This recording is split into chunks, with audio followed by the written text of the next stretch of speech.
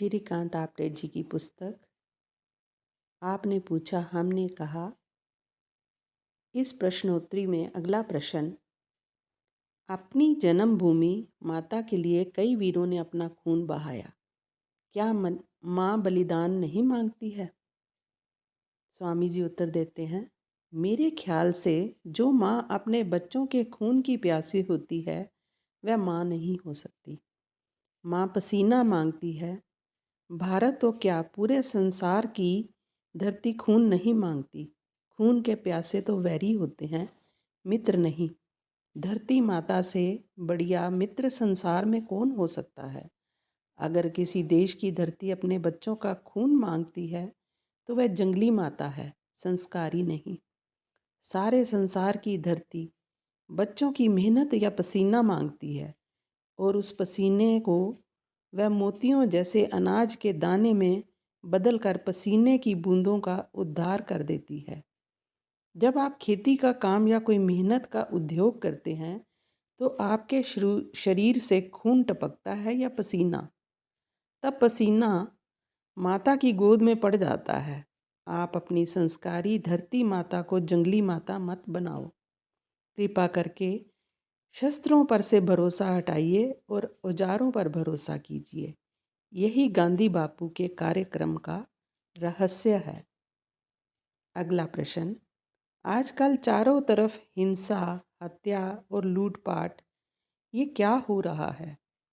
स्वामी जी उत्तर देते हैं, आजकल सारे संसार को राजनीति का भूत लगा है। 20वां प्रश्न, सब धर्मों में एकता कैसे हो? स्वामी जी कहते हैं, आप भटक गए हैं। धर्म तो एक ही है, ये है मानवता, इंसानियत। आपकी मन रूपी छुरी ने उसके टुकड़े कर दिए हैं, इसलिए आपको धर्म अनेक लग रहे हैं।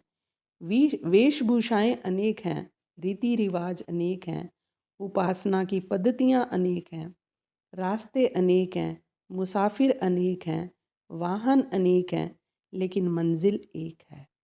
धर्म ना तो वाहन है, ना तो पोशाक है, ना तो रीति रिवाज है, वह तो शिखर है, अंतिम पड़ाव। जरा होश में रहना।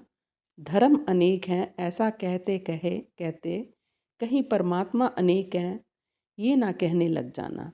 हमारी इंद्रियां अनेक हैं, क्या हमारे में प्राण भी अनेक हैं?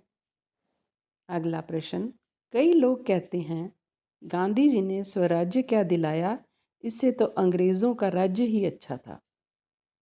स्वामी जी कहते हैं, शताब्दियों तक गुलाम रहने के कारण हमको गुलामी अच्छी लगने लगी है। अब सोचना है कि गांधी बापू ने हमें स्वराज्य का सम्मान दिया है, साधन दिए थे।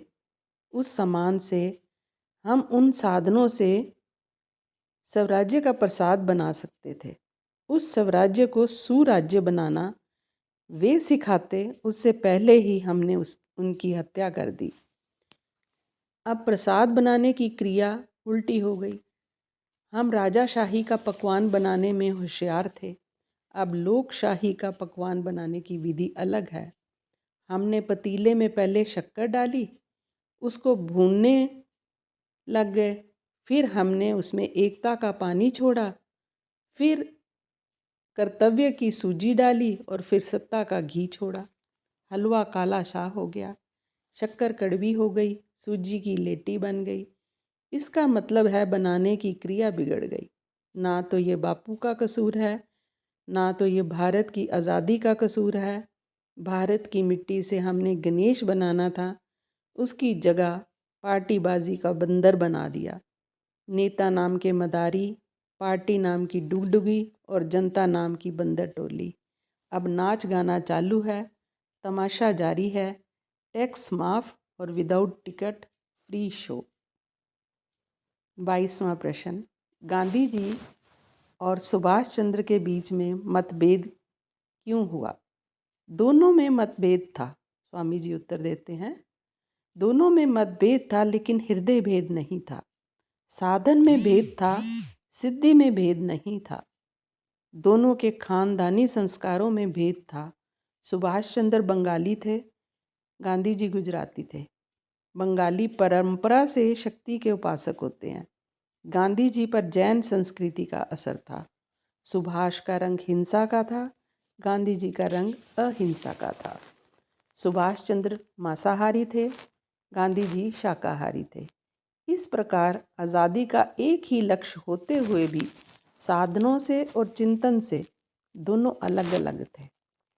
गांधी और सुभाष के बारे में मेरा जो चिंतन है, उस आधार पर मैं कह रहा हूँ कि बोस किसी और राष्ट्र की मदद लेकर अंग्रेज़ों को भगाना चाहते थे और वह राष्ट्र हमारे लिए अपरिचित था। अगर उसकी मदद से आज़ाद होते तो वह यही कहता रहता कि हमने तुमको आज़ादी दिलवाई। गांधी जी अपने ही राष्ट्र के बलबूते पर अपने ही तौर तरीके से आज़ादी लेना चाहते थे। नहीं तो छोटी बकरी निकालने के लिए हम अगले दरवाजे की तरफ भागे और पिछले दरवाजे से बड़ा ऊंट दाखिल हो गया, ये बात बन जाती। जिनकी मदद लेनी थी वह राष्ट्र भी साम्राज्यवादी ही था। ईश्वर को भी हमारे ही साधनों द्वारा टूटी फूटी आज़ादी देना मंजूर था। बहुत बार अपने वैरी को परास्त करने के लिए जब दूसरा मदद करता है, तब मदद करने वाले का उद्देश्य आपको स्वतंत्र कराना नहीं, बल्कि अपने दुश्मन को परास्त कराना ही होता है।